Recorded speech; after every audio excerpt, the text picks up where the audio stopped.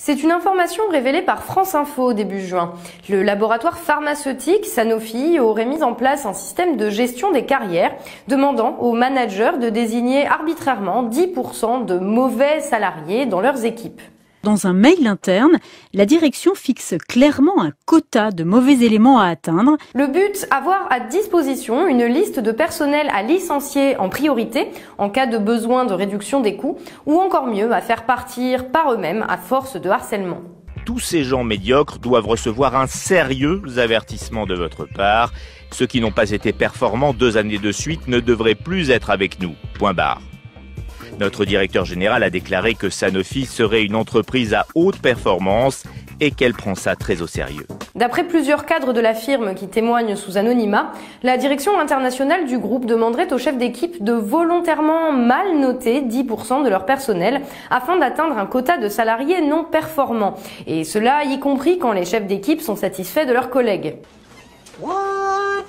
La situation, déjà ancienne, a même été condamnée par la Cour de cassation en 2013, mais semble perdurer au mépris de la loi. Désigner d'office une réserve de salariés licenciables pour des motifs arbitraires est une pratique qui semble généralisée au sein du laboratoire pharmaceutique et révélatrice de la manière d'envisager la gestion des équipes.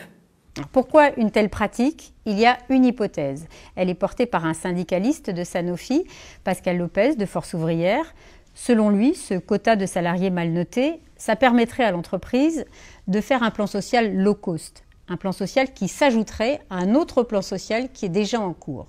L'intérêt de ce système, c'est que ça permettrait en fait de faire partir des salariés qui n'ont pas le profil pour partir dans le plan social actuel. Les cadres qui témoignent affirment en effet que le but n'est pas simplement de repérer les salariés les moins productifs, mais bel et bien d'en inventer pour remplir des tableaux d'objectifs définis à l'avance. Si un manager n'identifie que 5% de salariés moins productifs, il doit en trouver d'autres jusqu'à atteindre son quota. Certains, choqués par la démarche, ont démissionné ou se sont même portés volontaires pour être mal évalués de façon injuste à la place de leurs collègues en signe de solidarité. Mais en vain, car la pratique, selon le syndicat FO, a continué. C'est en février 2017 que la hiérarchie m'a annoncé qu'un de mes collaborateurs allait être classé dans la catégorie des mauvais éléments, alors que je l'avais évalué dans celle des collaborateurs tout à fait haut niveau. On me demande de le sous-noter. Je demande pourquoi, je veux qu'on m'explique les arguments pour justifier ce classement. Alors j'envoie un mail à mon supérieur. Et on me répond que cette personne n'a pas atteint son objectif et qu'elle n'a pas fait ce qu'il fallait pour faire évoluer un processus, ce qui est complètement faux. Quand j'ai commencé à lui annoncer son évaluation, il a complètement craqué. Il était complètement détruit.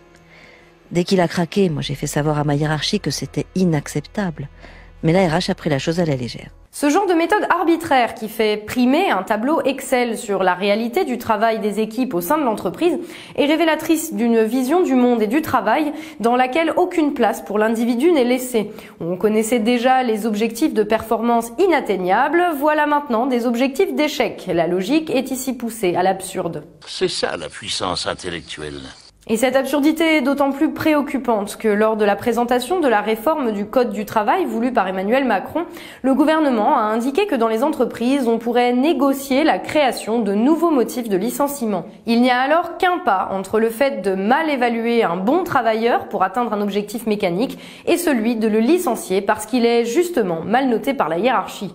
On peut se demander si les technocrates à la tête de Sanofi et ceux qui réécrivent le droit du travail au chaud dans un ministère ont une vague idée de ce dont ils parlent. À force de sortir des mêmes écoles et de ne se fréquenter qu'entre eux, ont-ils encore conscience de la réalité et de ce que veut dire un travail bien fait? On peut en douter.